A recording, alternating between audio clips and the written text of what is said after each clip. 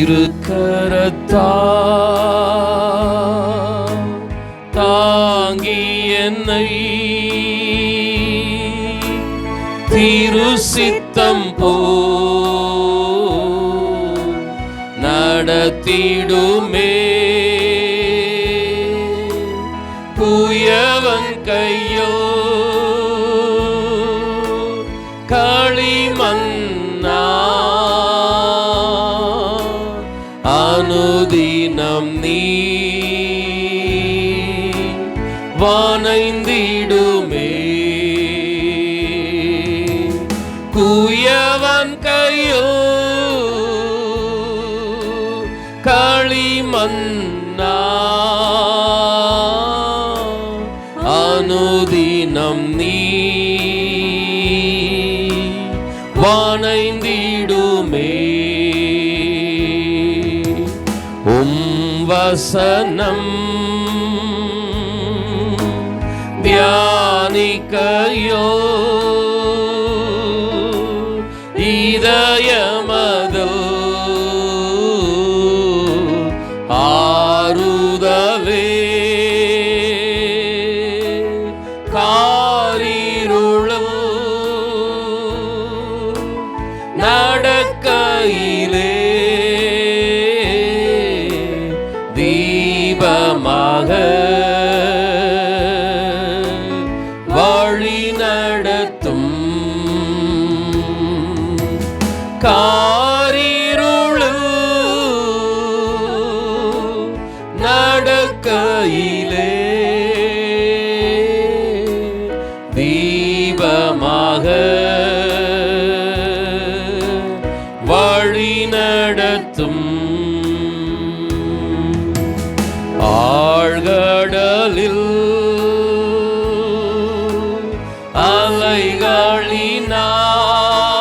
அலைகளினால் அசையும் போது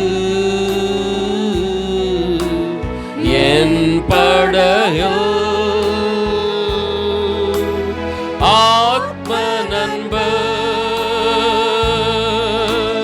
இயேசு உண்டு. சேர்ந்திடுவே அவர் சமூகம். ஆத்ம நண்பர் இயேசு உண்டு. சேர்ந்திடுவே அவர் சமூகம். அவர் நமக்காய் ஜீவன் தந்து அளித்தனரே. இந்த மீட்பு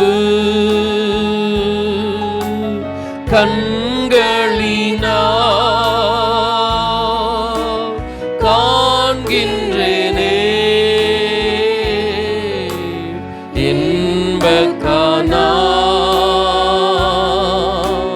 தேசமதை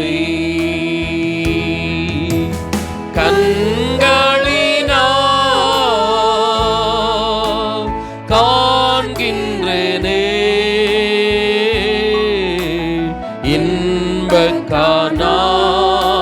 இன்பக்கானான் தேசமதை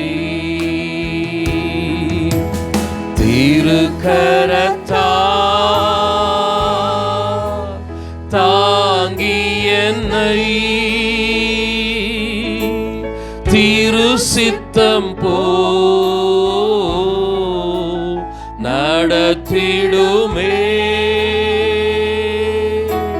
குயவன் கையோ களிமண்ணா அனுதினம் நீ வானைந்திடுமே. குயவன் கையோ களிமண்ணா அனுதினம் நீ நிறைந்திடுமே.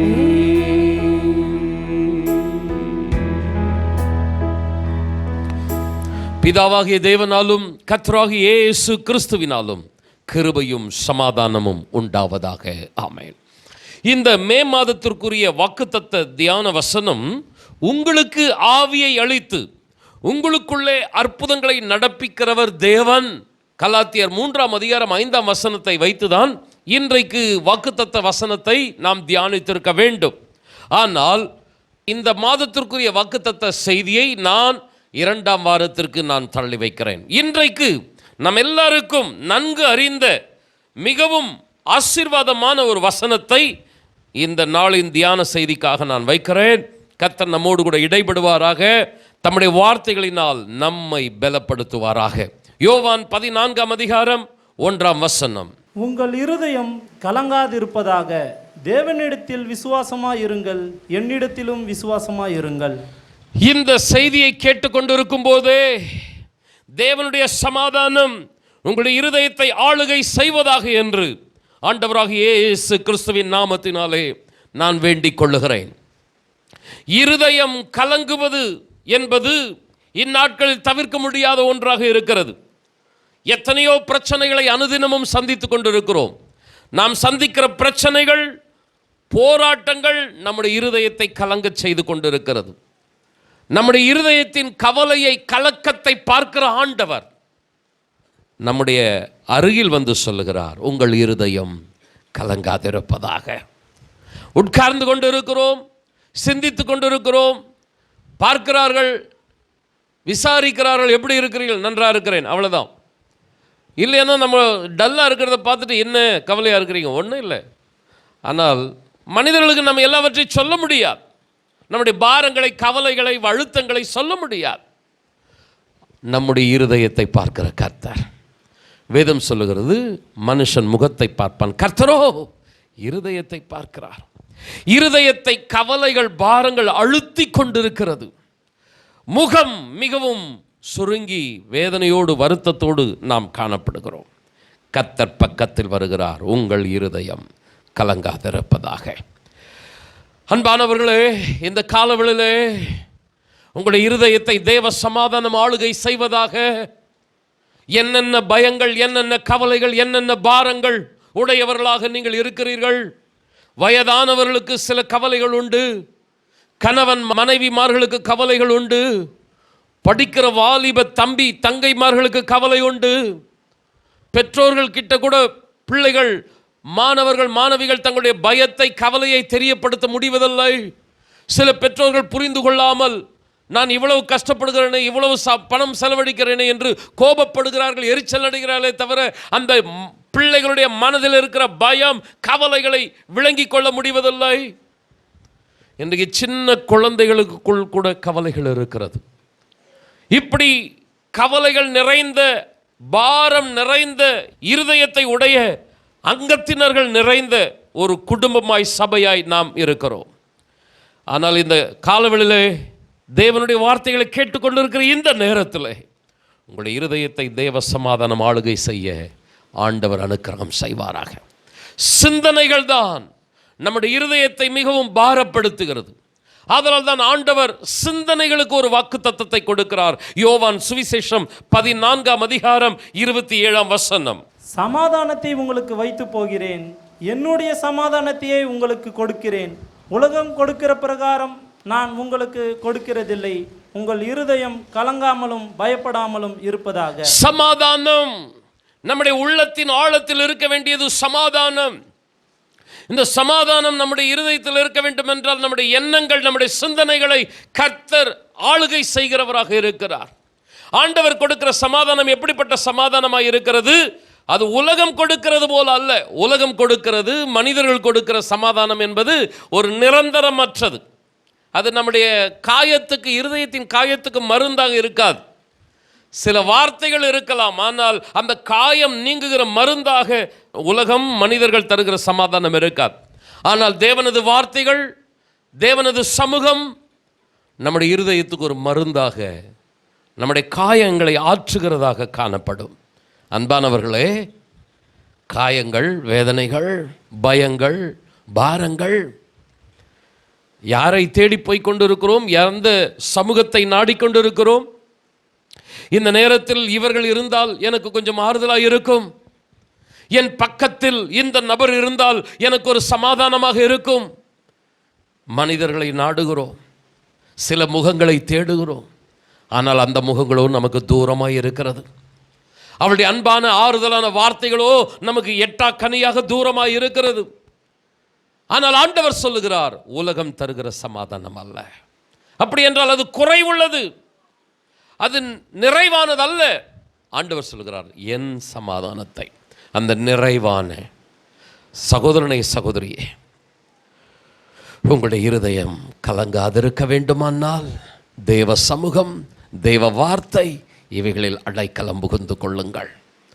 அதனால் தான் பவுல் அப்போஸ்தலன் தெசலோனிக்கே சபைக்கு எழுதும்பொழுது சொல்லுகிறார், இந்த வார்த்தைகளினாலே நீங்கள் ஒருவரை ஒருவர் தேற்றுங்கள்.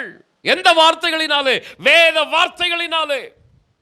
தேவ சமூகத்தின் வார்த்தைகள், தேவ ஆலயத்தில் கேட்கிற வார்த்தைகள், வீட்டிலே வேதத்தை திறந்து வாசிக்கிற வேத வார்த்தைகள், அவரோடு கூட உறவாடுகிற ஜெப நேரங்கள், தேவ பிரசன்னம் நிறைந்த வேளைகள், இதுதான் நம்மை தேற்றக்கூடிய தருணங்கள். அதனால் பிரியமானவர்களே, உங்களுடைய கவலை, பாரம், மனிதர்களை தேடுவது இயல்பு, மனித இயல்பு. அது கண்டிப்பாக நானும்னாலும் நீங்களானாலும் அந்த மன அழுத்தம், பாரத்தில் யாரையாவது தேடி போவது என்பது மனித இயல்பு. ஆனால் அது ஒரு கானல் நீரை போன்றது. தூரத்திலிருந்து பார்த்தா தண்ணி மாதிரி தெரியும், ஆனால் அது தண்ணி கிடையாது. அதுதான் மனித பிரசன்னம், மனித அன்பு, மனிதன் தருகிற சமாதானம். நீர் மாதிரி தெரியும், ஆனால் அது தாகத்தை தீர்க்காது. ஆனால் ஆண்டவர் சொல்லுகிறார், நான் ஜீவ தண்ணீரை தருகிறேன்.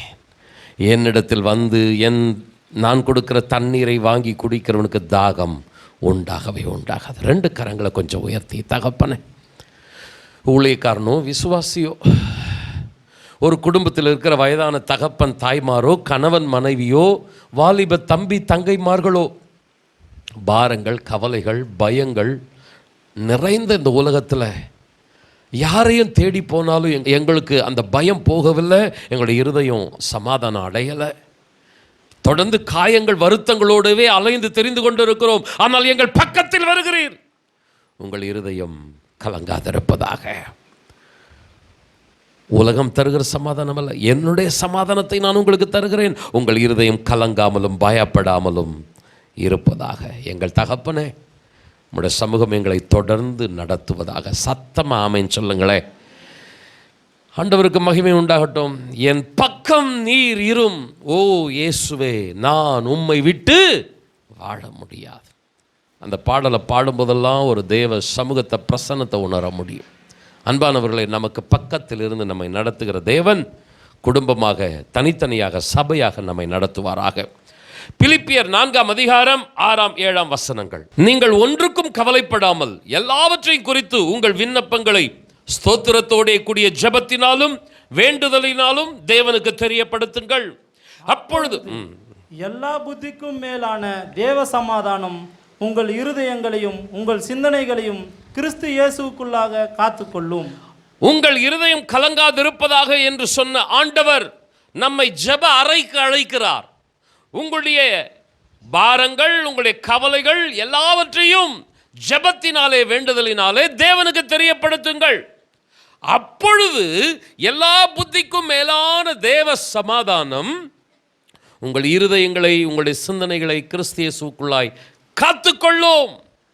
அந்த சிந்தனை தான்மா, அந்த எண்ணங்கள் தான் நம்மளை அலைய வைக்கிறது, நம்மளை மிகவும் மன அழுத்தத்திற்குள் கொண்டு போகக்கூடியது அந்த சிந்தனைகள். ஆனால் ஆண்டவர் அந்த சிந்தனைகளை என்ன பண்ணுறார்? அப்படியே கண்ட்ரோல் பண்ணுறார். எந்த நேரத்தில்? ஜெப அறைக்கு நீங்கள் போங்க, ஒன்றுத்துக்கும் கவலைப்படாமல் எல்லாவற்றையும் தேவ சமூகத்தில் தெரியப்படுத்துங்க. நம்முடைய குடும்பத்தினுடைய வீக்னஸை யார்கிட்ட சொன்னால் வெக்கக்கேடாக இருக்கும். ஆனால் ஆண்டவர்கிட்ட ஒன்றுத்துக்கும் கவலைப்படாமல் எல்லாத்தையும் ஷேர் பண்ணலாம்.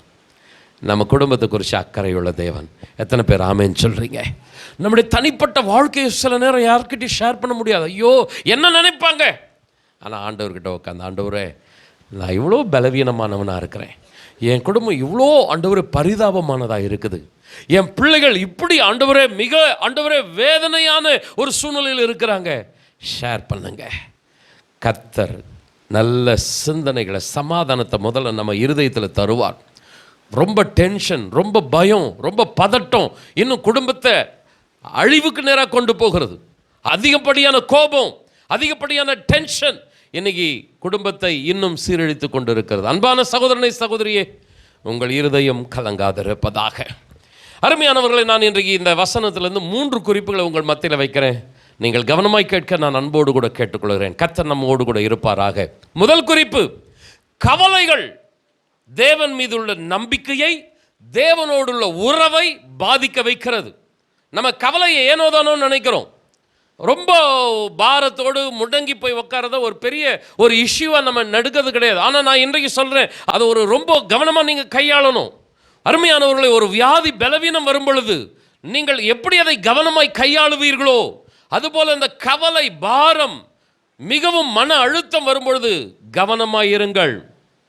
இதை அசட்டையாய் விட்டு விடாதீர்கள். ஏனென்றால் கவலை, பாரம் உங்களை தேவனோடு உள்ள உறவை, தேவன் மீது இருக்கிற நம்பிக்கையை கெடுக்க வைக்கும். ஆண்டவருக்கு மகிமை உண்டாகட்டும். இதில் ஊழியக்காரனோ விசுவாசிகளோ விதிவிலக்கல்ல. ஊழியக்காரர்கள் கூட கவலையினாலே, மிகுந்த பாரத்தினாலே, மன அழுத்தத்தினாலே தேவனுடைய சமூகத்தை விட்டு விலகி இருக்கிறார்கள். கர்த்தருக்கு மகிமை உண்டாகட்டும். லூக்கா சுவிசேஷம் 8ஆம் அதிகாரம் 14ஆம் வசனம். முள்ளுள்ள இடங்களில் விதைக்கப்படுகிறவர்கள் வசனத்தை கேட்கிறவர்களாய் இருக்கிறார்கள். கேட்டவுடனே பொய் பிரபஞ்சத்திற்குரிய கவலைகளினாலும் ஐஸ்வர்யத்தினாலும் சிற்றின்பங்களினாலும் நெருக்கப்பட்டு பலன் கொடாதிருக்கிறார்கள். விதைக்கிறவன் ஓமையில் ஆண்டவர் 4 கூட்டத்தை பற்றி ஆண்டவர் சொல்றார். வழி அருகே விதைக்கப்படுகிறவன், கற்பாறை அருகே விதைக்கப்படுகிறவன், முள்ளுகளுக்கு அருகே விதைக்கப்படுகிறவன், நல்ல நிலத்தில் விதைக்கப்படுகிறவன். கவனமாக கேளுங்க, ஆண்டவர் நம்மோடு கூட இருப்பாராக. ஆண்டவர்கிட்ட பட்சபாதம் கிடையாது. எல்லார்கிட்டையும் ஒரே மாதிரி தான் ஆண்டவர் பேசுகிறார். இங்கே பிரசங்கத்தில் ஆண்டவர் என்ன ஆளுக்கு தகுந்த மாதிரியாக பேசுகிறார். எல்லாற்றையும் ஒரே மெசேஜ் தான். ஆனால் அந்த ரிசீவ் பண்ணுறவங்க தான், அந்த அர்ப்பணிப்பு தான் அவர்களுக்குள்ள என்ன செய்கிறது, வித்தியாசத்தை ஏற்படுத்துகிறது. இங்கே ரிசீவ் பண்ணுறவன் எப்படிப்பட்டவனாக இருக்கிறான்? 8ஆம் அதிகாரம் 14ஆம் வசனம். வசனத்தை கேட்குறாங்க, ஆனால் பிரபஞ்சத்திற்குரிய கவலை, ஐஸ்வர்யம், சிற்றின்பம், கவலை, உலக ஆசை, பாசம் நெருக்கிறதுனால என்ன ஆகிறது? பலன் கொடாமற் போகிறாங்க. பிரசங்கத்தை கேட்குறது முக்கியம் இல்லை பிரதர், சிஸ்டர். சபைக்கு வர்றீங்க, பிரசங்கத்தை கேட்குறீங்க, சந்தோஷம். ஆனால் வெளியே போகும்போது அந்த வசனம் நெருக்கப்படுகிறதா?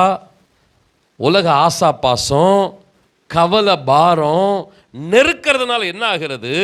அந்த வசனம் பலன் இல்லாமல் போகிறது. வசனம் வீணாக ஒருபோதும் போகாது.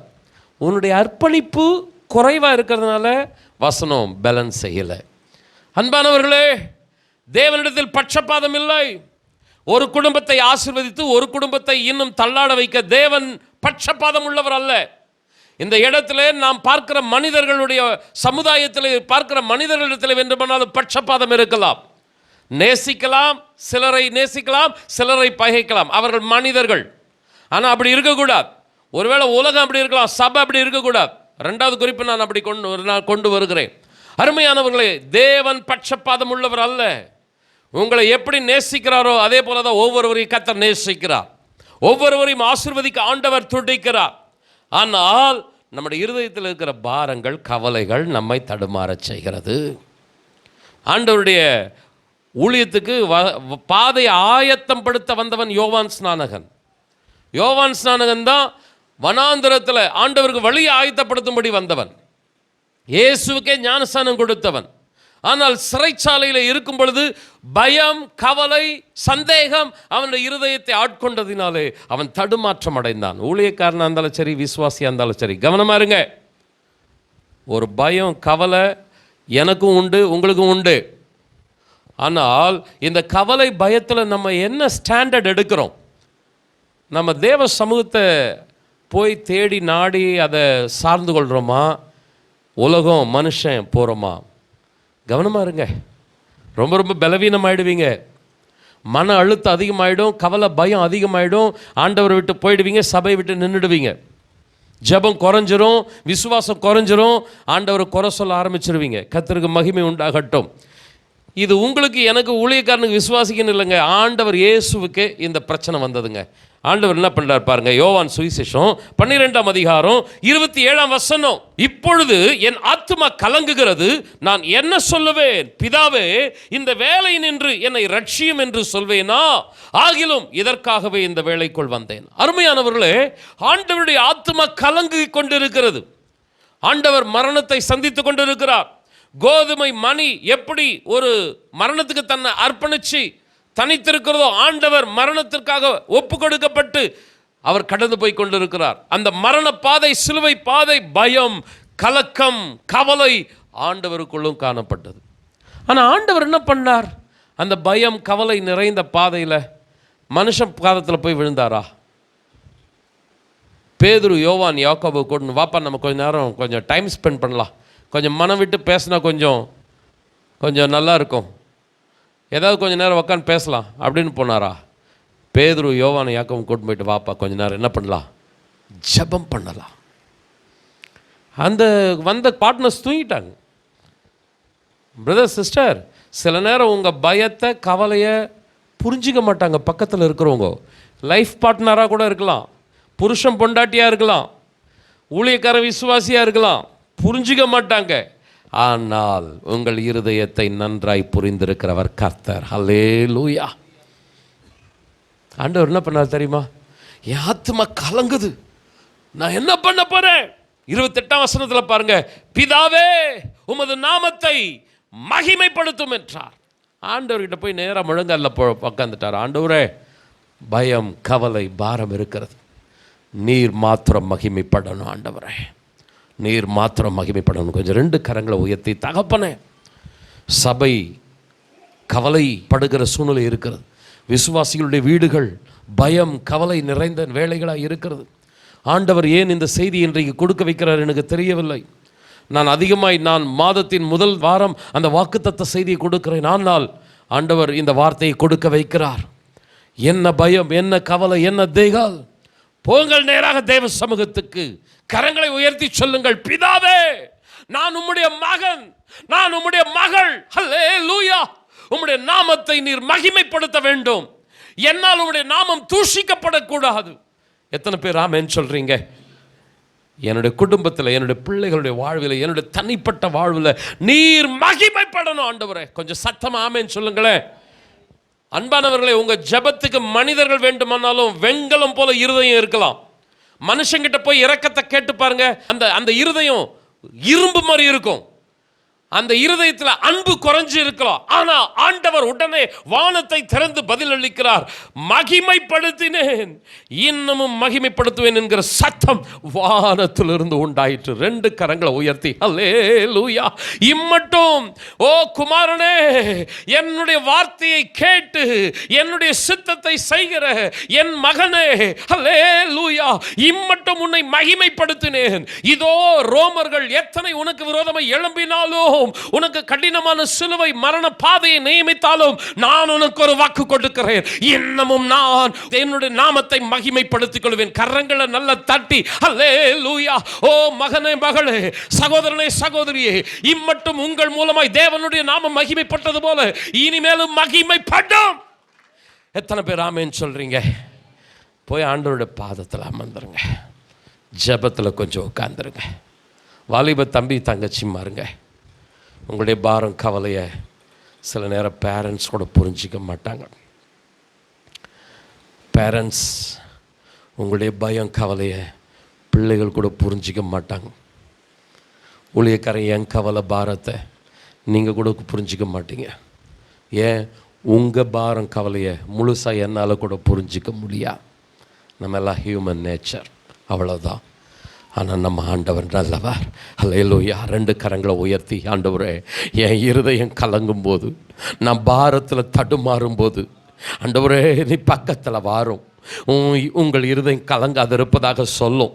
உலகம் தருகிற சமாதானம் அல்ல, நீ எந்த முகத்தை தேடி போறி அந்த மனுஷன் கொடுக்கிற சமாதானம் அல்ல, என்னுடைய சமாதானம் கரங்களை தட்டி அல்லேலூயா நான் உனக்கு தருகிறேன். உன்னுடைய இருதயம் கலங்காமலும் பயப்படாமலும் இருப்பதாக.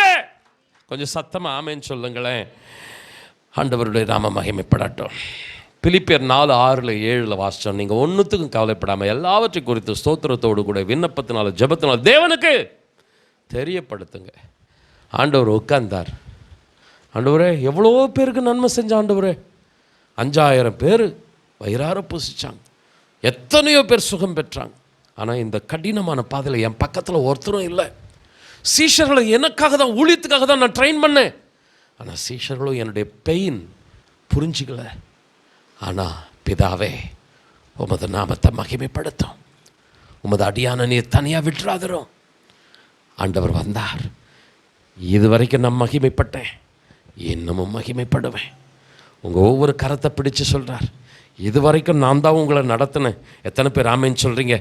உன் சொந்தம் நடத்தலை, உன் உறவு நடத்தலை, நான் தான் உன்னை கரம் பிடிச்சு நடத்திட்டு வந்தேன், இனி மேலும் நடத்துவேன். கரங்களை நல்லா தட்டி ஹல்லேலூயா, ஹல்லேலூயா, ஹல்லேலூயா, உமக்கு ஸ்தோத்திரம். அன்பானவர்களே, நான் 2ஆம் குறிப்பு போகிறதுக்கு முன்னாடி ஒன்று சொல்ல விருப்பப்படுறேன். இந்த பயம், இந்த பாரம், கவலை, அலட்சியமாக இருக்காதீங்க. ஏன்னா இன்னொரு எச்சரிக்கையை கொடுக்குறேன். தேவனை விட்டு பிரிக்கிறது, சபையை விட்டு பிரிக்கிறது மாத்திரம் இல்லை, வருகைக்கு நீங்கள் போக முடியாதபடி உங்களை தடுத்துரும். நம்ம எல்லாருடைய ஒரே எதிர்பார்ப்பு நம்முடைய குடியிருப்போ பரலோகம். இந்த உலகம்தான் வேதனை, சஞ்சலம் நிறைந்தது. என்னன்னா நீங்கள் மனுஷனுக்கு கொடுத்து பாருங்கள், எவ்வளோன்னா நீங்கள் சம்பாதித்து சேர்த்து வச்சு பாருங்கள், எல்லாம் சஞ்சலம், வருத்தம் தான். இந்த உலகம் உங்களுக்கு நிம்மதியை ஒருபோதும் 100% கொடுக்கவே கொடுக்காது. பணம் இருந்தால் சந்தோஷம்னா பணக்காரன் சந்தோஷமாக இருக்கிறான்னா போய் கேட்டு பாருங்கள். நீங்கள் நிம்மதியாக தூங்குற மாதிரி கூட பணக்காரன் தூங்குறது கிடையாது. ஆண்டவருக்கு மகிமை உண்டாகட்டும். பெரிய பெரிய அரசியல்வாதிகள் தூங்க முடியாமல் அது ஸ்லீப்பிங் டோஸ் எடுத்து தான் அவங்கெல்லாம் தூங்குறாங்க. ஆனால் நீங்களும் நானும் அப்படி இல்லை. வீட்டில் சாப்பாடு இருக்குதோ இல்லையோ, பணம் இருக்குதோ இல்லையோ, சரீரத்தில் சில பலவீனங்கள் இருந்தாலும் இருக்கிற கஞ்சியை குடிச்சிட்டு படுத்தோன்னா அப்படி தூங்குறோம். ஹல்லேலூயா. கொஞ்சம் சத்தமாக ஆமேன்னு சொல்லுங்களேன். கர்த்தர் நம்ம தாங்கிட்டு இருக்கிறார். ஆனால் அந்த பயம், கவலை ரொம்பவும் நீங்கள் உங்களை ஆளுகை செஞ்சுட்டே இருந்துச்சுன்னா பரலோகத்துக்கு போக முடியாமல் போயிடும். இந்த உலக வாழ்க்கை தான் நரகம். அதுக்கடுத்து மரணத்துக்கு பின்னாடியும் நரகம் போகணுமா? பரலோகம் போயிடணும். எத்தனை பேர் ஆமேன்னு சொல்கிறீங்க? ஒரு வசனத்தை வைக்கிறேன். 21ஆம் அதிகாரம் லூக்கா சுவிசேஷம் 34ஆம் வசனத்தை வாசியுங்கள். உங்கள் இருதயங்கள் பெருந்திண்டினாலும் வெறியினாலும் லௌகீக கவலைகளினாலும் பாரமடையாத படிக்கும் நீங்கள் நினையாத நேரத்தில் அந்த நாள் உங்கள் மேல் வராத படிக்கும் எச்சரிக்கையாயிருங்கள். உங்களுடைய இருதயம் லௌகீக கவலையினால பாரமடையாதபடி, அந்த நீங்கள் நினையாத நாள் நேரம் உங்ககிட்ட வராதபடி எச்சரிக்கையாக இருங்க. கவனிங்க, நான் கொஞ்ச நேரத்துக்கு முன்னாடி சொன்னேன், எப்போ மரணம் வரும் நமக்கு தெரியாது. அந்த டே, அந்த டைம் டாக்டர் கூட ஃபிக்ஸ் பண்ண முடியாது. ஆனால் கர்த்தர் நினையாத நேரத்தில் மரணம் அல்லது நினையாத நேரத்தில் கர்த்தருடைய வருகை ரெண்டும் இருக்கும். ஒன்று மரணம் முந்தும் அல்லது வருகை முந்தும். நம்ம இந்த ரெண்டத்தில் எதையாவது ஒன்றத்தை சந்திச்சே ஆகணும். அந்த நினையாத நாள் வருவதற்கு முன்பதாக நீங்கள் எப்படிப்பட்டவர்களாக இருக்கக்கூடாது? லௌகிக கவலை, அதிகமான பாரம் உங்கள் இருதயத்தை அழுத்திட்டு இருக்கக்கூடாது. நீங்கள் கண்ணை மூடும்போது தேவ பிரசன்னம் நிறைந்த ஒரு சூழ்நிலையில் கண்ணை மூடணும். எத்தனை பேர் ஆமேன்னு சொல்கிறீங்க? என் பக்கத்தில் நீர் வரணும், என் கையை பிடிக்கணும். ஆண்டவரே, ஒருவேளை இந்த உலக வாழ்க்கை ஆண்டவரை நான் மறைப்பது தான் ஆண்டவரே உங்களுடைய வருகைக்கு முன்னாடி நடக்கக்கூடிய ஒன்றாக இருந்தா, ஆண்டவரே நான் தன்னந்தனி அல்ல, நீர் என்னை கரம் பிடிச்சு அழைச்சிட்டு போகணும். எத்தனை பேர் ஆமேன்னு சொல்கிறீங்க? கொஞ்சம் சத்தம் ஆமேன்னு சொல்லுங்க. பயம், கவலை, பாரம் இப்படியே இருந்துடக்கூடாது. எப்போ மரணம் வருதோ, எப்போ வருகை வருதோ ஒன்றுமே தெரியாது. ஒரு இருளடைந்த இருதயம், ஆண்டவருடைய பிரசன்னத்தை உணர முடியாத வாழ்க்கை. ஆண்டவர் எச்சரிக்கிறார், உங்களுடைய இருதயம் பெருந்திண்டி, வெறி, லௌகிக கவலை, ஆண்டவருடைய வருகை வந்துடும். கவனமாக இருங்க. அன்பானவர்களே, உங்களுக்கு இவ்வளோ பிரசங்கம் பண்ணுறேன், நான் எனக்கு எந்த கவலையும் இல்லையா அப்படின்னு கேட்டால் என் பிரச்சனையெல்லாம் நான் உங்ககிட்ட சொல்ல மாட்டேன். ஏன்னா சொன்னாலும் ஐயோ பாஸ்டருக்கு நான் ஒன்றுமே சொல்கிறது கிடையாது. அப்படி சொல்லலைன்னா கூட நம்ம ஜனங்க என்ன தீர்மானம், பாஸ்டருக்கு போய்ப்பா எல்லாத்தையும் சொல்லிட்டு இருக்கிற, அவருக்கே பாவம் ஏராளமான பிரச்சனை. ஆமாம் ஆமாம், வந்து உங்கள் வீட்டில் உட்காந்து மணிக்கணங்க நான் சொல்லியிருந்தேன் பாரு, என் வீட்டில் இந்த பிரச்சனை அந்த பிரச்சனை. பாவம் பாஸ்டர். ஒரு சிலர் அப்படி தான் சொல்கிறாங்க, பாஸ்டர் பாவம். உங்ககிட்ட நான் பரிதாபமாக நிற்கவே மாட்டேன் அருமையானவர்களே. ஏன்னா அப்படி நிற்கவே விட மாட்டார் கர்த்தர். எத்தனை பேர் ஆமேன்னு சொல்கிறீங்க? நான் இதை பெருமையாவோ ஒரு இதுவாவோ சொல்லலை, ஆண்டவருக்கு மகிமை உண்டாக சொல்கிறேன். விசுவாசத்தோடு கூட ஆண்டவரை சார்ந்து தான் எல்லாத்துலேயும் நான் இருக்கிறேன். பிரச்சனைகள் இருக்கிறது, பயப்படுகிற கவலைப்படுகிற காரியங்கள் வீட்டில் இருக்கிறது. ஆனால் அவைகள் எல்லாவற்றுக்கும் மத்தியில் செய்ய வேண்டிய கடமையில் ஊழியமோ குடும்பமோ கரெக்டாக தெளிவாக இருக்கணும்னு ஓடிட்டு இருக்கிறேன். ஏன்னா என்னைக்கு எது நடந்தாலும் அவருடைய நாம மகிமைப்படணும். கொஞ்சம் ஆமைன்னு சொல்லுங்களேன். உங்களுடைய பாரம், உங்களுடைய கவலை, உங்களுடைய மன அழுத்தம் வருகையை கூட தடுத்துரும். அதனால் எச்சரிக்கையாயிருங்கள். நான் 2வது குறிப்புக்குள்ளாய் போகிறேன். தேவனுடைய சுபாவம், அந்த கிறிஸ்துவின் அந்த ஸ்பிரிட் நமக்குள்ளாக இருக்க வேண்டும். ஆண்டவர் எப்படிப்பட்ட நிலையில் இருக்கிறார்? இந்த 14ஆம் அதிகாரத்தில் என்ன சிச்சுவேஷன்? அருமையானவர்களே கொஞ்சம் கவனமாக கேளுங்க. ஆண்டவர் மரணத்துக்கு நேராக போயிட்டு இருக்கிறார். 13ஆம் அதிகாரத்தை நீங்கள் பார்த்தீங்கன்னா தன்னுடைய மரணத்தை பற்றி சீஷர்கள்கிட்ட ஷேர் பண்ணிட்டு இருக்கிறார். இன்னும் கொஞ்ச நாளில் நான் மரிக்க போகிறேன், இன்னும் கொஞ்ச நாளில் சிலுவையில் பாடுபட்டு நான் மரிக்க போகிறேன் என்று தன்னுடைய மரணத்தை பற்றி சொல்லிட்டு இருக்கிறார். அந்த மரண நேரத்தில், அந்த கடினமான பாதையில் 14ஆம் அதிகாரம் முதல் வசனத்தை சொல்றார், உங்கள் இருதயம் கலங்காதிருப்பதாக. அவரே ரொம்ப பாரத்தில் இருக்கிறார். என் ஆத்துமா கலங்குகிறது, நான் பயப்படுகிறேன், ஆனாலும் நான் ஜெபம் பண்ற ஆண்டவருடைய நாமத்தை மகிமைப்பட. அவருக்கே ஒரு ஆதரவு சப்போர்ட் தேவை. அவருக்கே யாராவது ஆறுதலை கொடுக்கணும், தைரியம் கொடுக்கணும். ஆனால் அவர் வந்து என்ன பண்ணுறாரு? சீஷரில் பார்த்து தைரியமாக இருங்க, பயப்படாதீங்க. அந்த கிறிஸ்டியன் ஸ்பிரிட் அவருக்குள்ளே இருந்த அபிஷேகம் நமக்குள்ளே இருக்கணும். அருமையானவர்களே 13ஆம் அதிகாரத்தில் நீங்கள் கவனித்து பார்த்தீங்கன்னா பேதுரு 3 முறை மறுதளிக்கிறான். அதை பற்றி ஆண்டவர் சொல்கிறார், நீ பேதுருவே இவ்வளோ பேசுகிற, ஒரு நாள் வரும் நீ என்னை 3 தடவை மறுதளிப்பப்பா, ரொம்ப ரொம்ப கஷ்டம். ஆண்டவர் இன்னொரு இடத்துல சொல்கிறாரு, இவ்வளோ என் பக்கத்தில் சுற்றி சுற்றி உக்காந்துட்டுருக்கிறீங்க, ஒரு நாள் வரும் என்னை எல்லோரும் விட்டுட்டு நீங்கள் போயிடுவீங்க. எவ்வளோ ஒரு கஷ்டமான சூழ்நிலை. பேதுருடைய ஸ்டாண்டர்ட் என்ன? இவன் என்னை 3 தடவை மறுதளிப்பான். இந்த சீஷருடைய மனநிலை என்ன? ஏதாவது ஒன்று ஆச்சுன்னா இவர் பக்கத்தில் நிற்கக்கூடாதுப்பா, நம்ம பாதுகாப்பு முக்கியம், எஸ்கேப். ஆனால் அவங்கக்கிட்ட வந்து ஆண்டவர் சொல்கிறாரு, உன் இருதயம் கலங்காதிருப்பதாக. கண்ணுக்கு கண்ணா, பல்லுக்கு பல்லா, பழி வாங்குகிற குணமா? நம்மக்கிட்ட என்ன ஆவி செயல்படுது? கிறிஸ்துவின் ஆவியா அல்லது உலக ஆவியா? ரோமர் 8ஆம் அதிகாரம் 8ஆம் 9ஆம் வசனங்கள், மாம்சத்துக்குட்பட்டவர்கள் தேவனுக்கு பிரியமாய் இருக்க மாட்டார்கள்.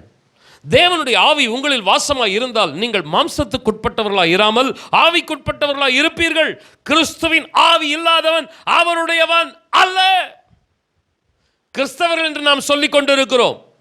ஆண்டவர் சொல்லணும், உங்களை என்னையும் பார்த்து, என்னுடைய ஆவி உடையவன் நீதான்பா அப்படின்னு ஆண்டவர் சொல்லணும்.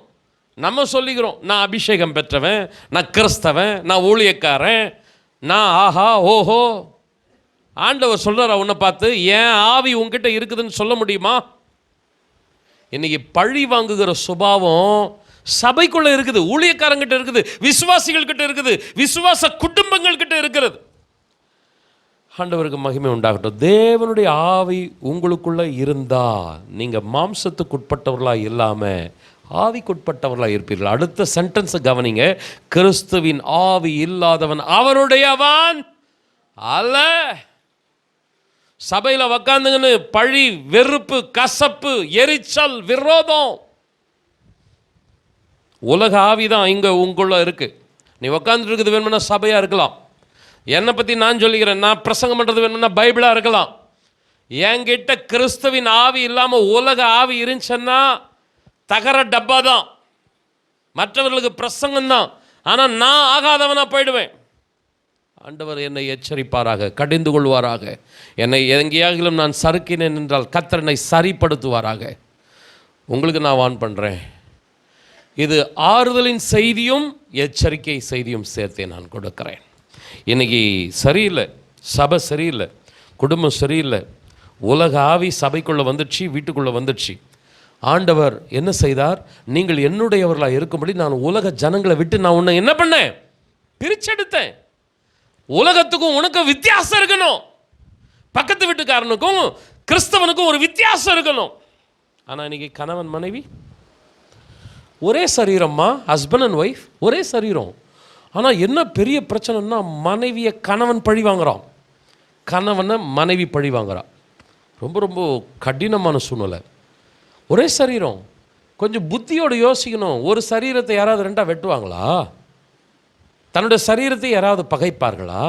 பிரச்சனை பிரதர் சிஸ்டர் வீட்டில் உண்டு. பிரதர் சிஸ்டர் ஃபேமிலியில் கண்டிப்பாக பிரச்சனை உண்டு. ஹஸ்பண்ட் அண்ட் ஒய்ஃப் பெரிய தலைவலி இருக்கிறதே அதுதான். ஆனால் தன் சொந்த சரீரத்தை பகைத்தவன் ஒருவனும் இல்லையே.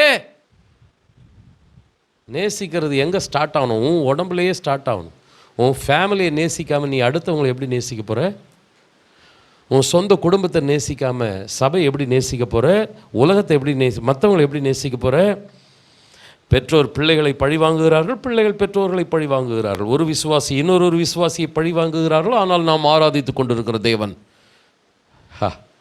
யாரை ஏமாற்றி கொண்டு இருக்கிறோம்? இந்த சபை அப்படி இருக்கவே கூடாது. 2 கரங்களை உயர்த்தி, ஆண்டவரே, கிறிஸ்துவின் ஆவியோடு கூட நாங்கள் செயல்பட எங்களுக்கு உதவி செய்திடணும். கொஞ்சம் சத்தமாக ஆமேன்னு சொல்லுங்களேன். ஒரு முறை ஆண்டவருடைய சீஷர்கள் அவர்கிட்ட வந்தாங்க, யாக்கோபு, யோவான். ஆண்டவரே, இவர்கள் தகாத ஒரு காரியத்தை செஞ்சுட்டு இருக்கிறாங்க. எலியா வானத்திலிருந்து அக்கினி இறக்கினானே, அப்படி அக்கினி இறக்கி இவர்களை நாம் அழித்து விடலாமா? நீர் ஒரு வார்த்தை சொல்லும், நாங்கள் கட்டளையிடுகிறோம் அப்படின்னு கேட்கிறார். அவர் திரும்பி பார்த்து, நீங்கள் இன்ன ஆவி உள்ளவர்கள் என்பதை அறியீர்களா? என்ன ஸ்பிரிட் உங்ககிட்ட இருக்கிறதுன்னு அறிந்து கொள்ளுகிறீர்களா? ஓல்ட் டெஸ்ட்மென்ட் ஸ்பிரிட் வேற, கண்ணுக்கு கண்ணு பல்லுக்கு பல்லு. அதை புதிய ஏற்பாட்டு சபையில் நீ கொண்டு வரனா உனக்கு கிருபை இருக்காது. கிருபையிலிருந்து நீங்கள் விழுந்து போயிடுவீங்க. புதிய ஏற்பாட்டு உபதேசம் என்ன? உன்னுடைய சத்துருக்களை என்ன செய், உன்னை பகைக்கிறவர்களுக்கு என்ன பண்ணு, நன்மை செய். போயிட்டே இரு பிரதர் சிஸ்டர். பகைச்சவன் கெடுக்கணும்னு நினைக்கிறவன் கர்த்தர் பார்த்துக்கிட்டோம். பட் அந்த ஸ்டாண்டர்டை நீ ஒருபோதும் தயவு செஞ்சு சொல்கிற எடுக்காத. ஆண்டவர்களுக்கு மகிமை உண்டாகட்டும். உன்னை கெடுக்கிறதுக்கு பலர் நினைக்கட்டும், ஆனால் நீ யாரையும் கெடுக்க தயவு செய்து என்ன செய்யாத. ஏன்னா ஒரே ஒரு வசனத்தை சொல்லிட்டு நான் 3வது குறிப்பு போகிறேன். எனக்கு ரொம்ப நேரம் குறைவாக இருக்கிறது. கலாத்தியர் 6ஆம் அதிகாரம் 7ஆம் வசனம். மோசம் போகாதிருங்கள், தேவன் தம்மை பரியாசம் பண்ண ஒட்டார். மனுஷன் எதை விதைக்கிறானோ அதையே அறுப்பான். ஆண்டவருடைய நாம மகிமைப்படட்டும். மனுஷன் எதை விதைக்கிறானோ அதை அறுப்பான். அன்பானவர்களே, மோசம் போகாதீங்க, ஏமாந்து போகாதீங்க. எதுலப்பா ஏமாந்து போகாத? கொடுக்கல் வாங்கல ஏமாந்து போகாதையா? நிறைய பேருக்கு முன்னாடி நின்று ஜவாப்தாரி கையெழுத்து போட்டு நம்ம தலை மொட்டையானது தான் மிச்சம். ஆனாலும் புத்தி திருந்த மாட்டேங்குது. சிலருக்கு உதவி செய்யலான்னு போய் இன்னும் மெனக்கட்டு மாட்டிக்கின்னு இன்னும் முழிச்சுன்னு தான் இருக்கணும். பண விவகாரங்களில் நானும் நீங்களும் பட்ட நஷ்டம் நிறைய. அந்த பணம் நமக்கு வர வேண்டிய பணம் இன்றைக்கி நம்ம கையில் இருந்துச்சுன்னா சில காரியங்களை ஈஸியாக சாதிச்சுட்டு போயிட்டே இருக்கலாம். ஏமாற்றிட்டாங்க, நம்பனவும் கூட துரோகம் பண்ணியிருக்கிறாங்க. மோசம் போகாதீங்கன்னு எதுக்கு சொல்லுதுமா? பண விவகாரத்துலையா? இல்லை. ஒன்று உங்களுக்கு சொல்லிட்டு நான் இந்த பாயிண்ட்டுக்கு வரேன். ஒருவேளை உங்களை யாராவது ஏமாற்றணும்னு நினச்சாலும் கர்த்தர் உங்களை ஆசீர்வதிக்கணும்னு நினச்சா ஒருத்தரால் தடுக்க முடியாது. எத்தனை பேர் ஆமேன்னு சொல்கிறீங்க? ஏசேக்கு சித்தனா இங்கெல்லாம் ஈசாக்குக்கு விரோதமாக என்ன பண்ணாங்க? ஏமாற்ற வந்தாங்க. ஈசாக்கு தோங்கின துறவெல்லாம் தூர்த்து போட்டாங்க. ஒருபொழுது இவன் வாழ்க்கையில் முன்னேறவே கூடாதுப்பா. ஆனால் ரெகோபோத் ஆண்டவர் பெருக செய்யணும்னு நினச்சா யாரால் தடுக்க முடியும்? பிரதர் சிஸ்டர், நான் உங்களுக்கு ஒன்று சொல்கிறேன். நீங்கள் ஏமாந்து போயிருக்கலாம், நஷ்டப்பட்டு போயிருக்கலாம், நிறைய பேர் உங்கள் தலையில் மிளகா அரைச்சிருக்கலாம். ஆனால் நான் உங்களுக்கு சொல்கிறேன், நீங்கள் நன்மை செஞ்சுட்டு போயிட்டே இருங்க. நீங்கள் யாரையும் என்ன பண்ணாதீங்க? கொஞ்சம் வாய் திறந்து சொல்லுங்களேன். நீங்கள் என்ன பண்ணாதீங்க? யாரையும் ஏமாத்தாதீங்க. ஏன்னா அந்த வேதனை உங்களுக்கு வேண்டாம். கொடுக்கல் வாங்கல் எங்காவது இருந்தால் செட்டில் பண்ணுங்க. உங்கள் கை சுத்தமாக இருக்கட்டும். உங்கள் வீட்டில் சாப்பாடு இல்லைன்னா தண்ணி குடிச்சிட்டு படுங்க. கொடுக்க வேண்டிய பணத்தெல்லாம் செட்டில் பண்ணுங்க. கர்த்தர் பார்க்கிறார். உண்மையுள்ள மனுஷனை கர்த்தர் கண்டிப்பாக ஆசீர்வதிச்சே தீர்வார். அல்லேலூயா.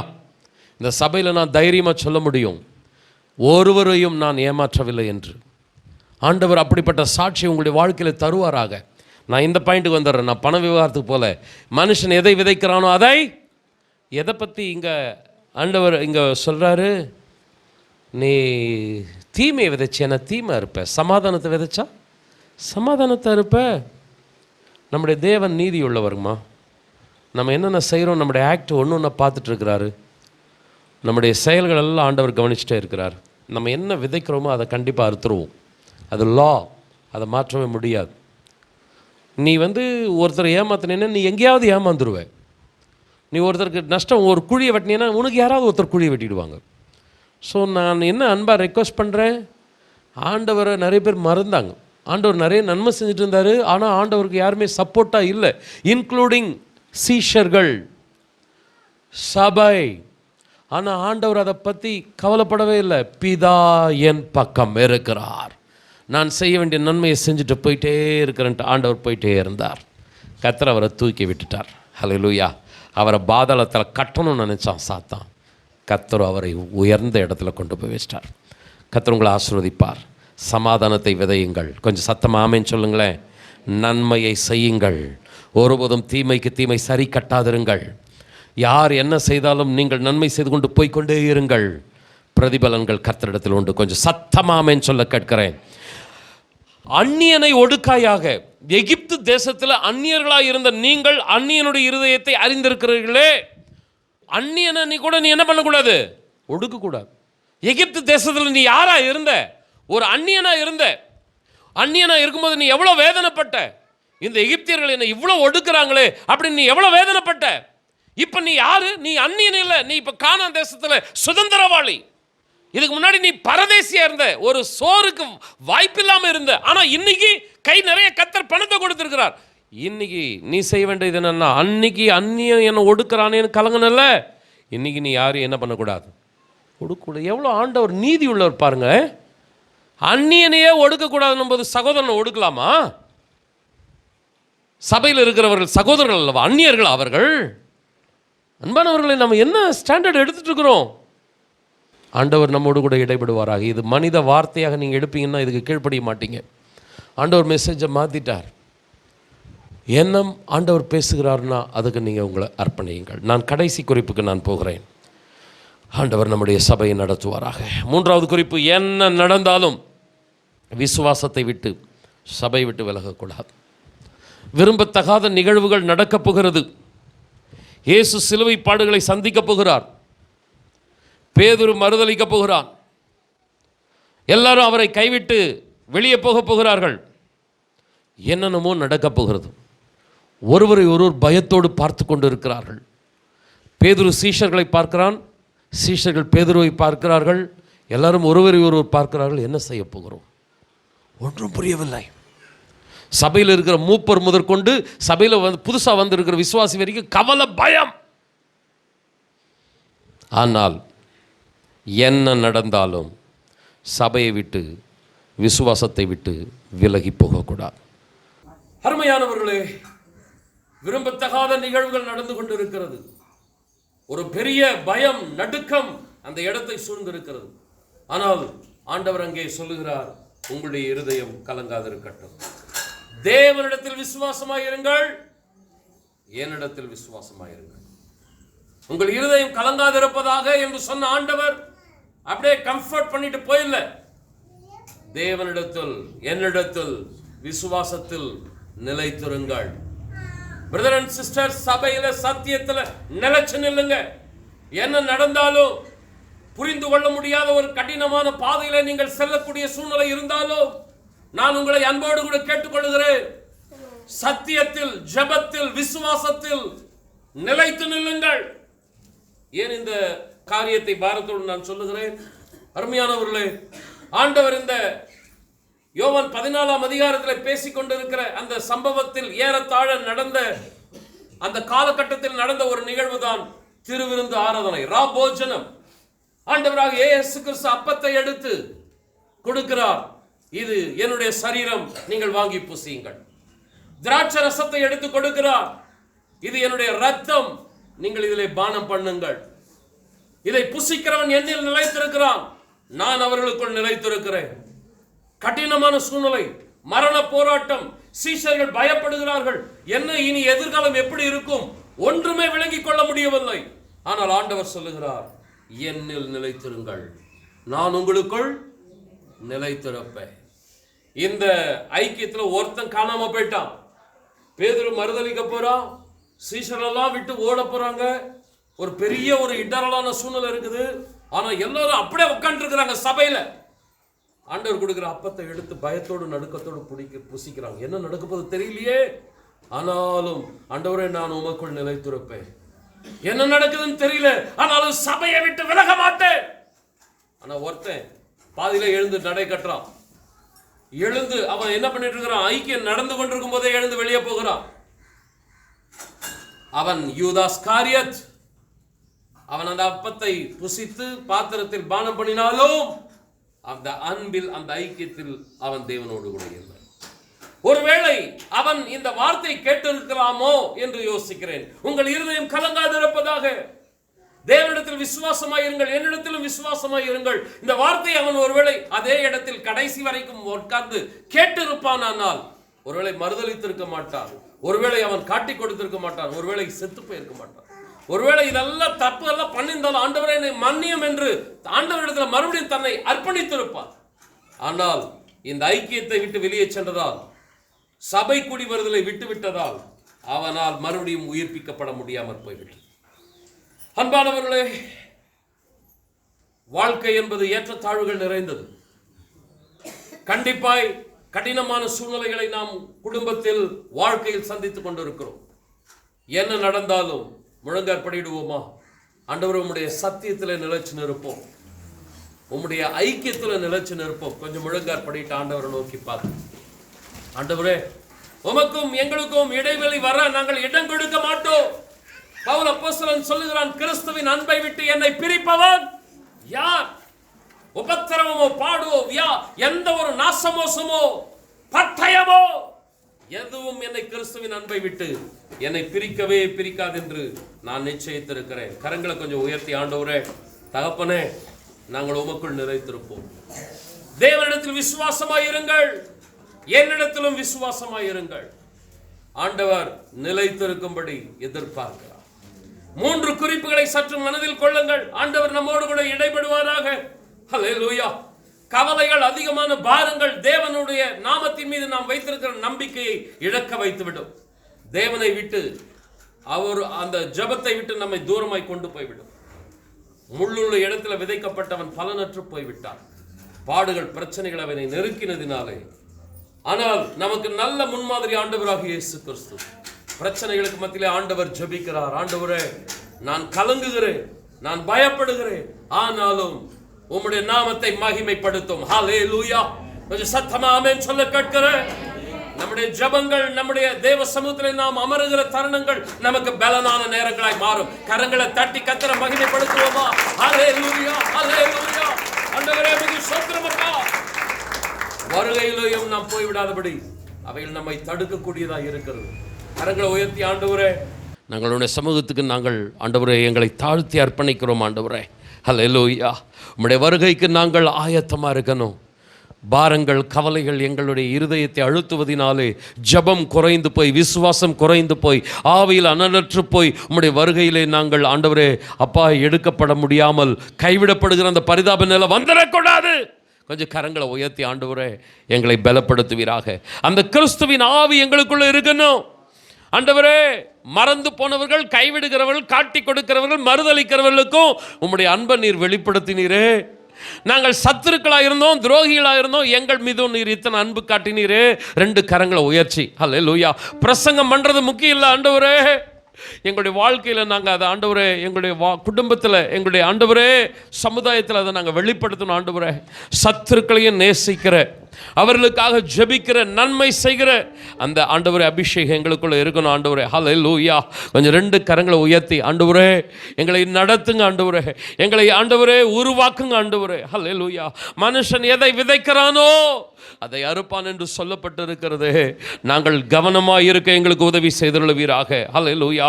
என்ன நடந்தாலும் கரங்களை உயர்த்தி உம்முடைய சமூகத்தை விட்டு, சத்தியத்தை விட்டு, சபையை விட்டு, தேவனை விட்டு விலகுவது என்பது ஒரு தற்கொலைக்கு சமானமாக இருக்குதப்பா.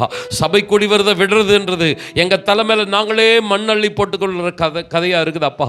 அப்படி நாங்கள் இருக்க விடவே மாட்டோம். கொஞ்சம் கரங்களை உயர்த்தி, தகப்பனே, இந்த காலவெளியில் ஆண்டவரே எங்களை தரை மட்டுமாய் தாழ்த்துகிறோம் ஆண்டவரே. ஒரு விஷயங்களை வெறுமையாக்குகிறோம் ஆண்டவரே. ஹல்லேலூயா, ஹல்லேலூயா. பாஸ்டர்மா முன்னதாக வரும்படி அன்போடு கேட்கிறேன். ஹல்லேலூயா, ஹல்லேலூயா.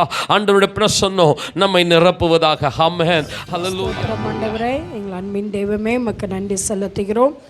ஆண்டவரே, ஸ்தோத்திரிக்கிறோம். கடந்த 4 மாதங்கள் எங்களை கண்ணின்மணி போல பாதுகாத்து இந்த புதிய மாதத்தில் நம்முடைய சன்னிதானத்துக்கு வந்து நிற்கும்படியான கிருபையை கொடுத்ததுக்காக நன்றி ஆண்டவரே. ஸ்தோத்திரிக்கிறோம்.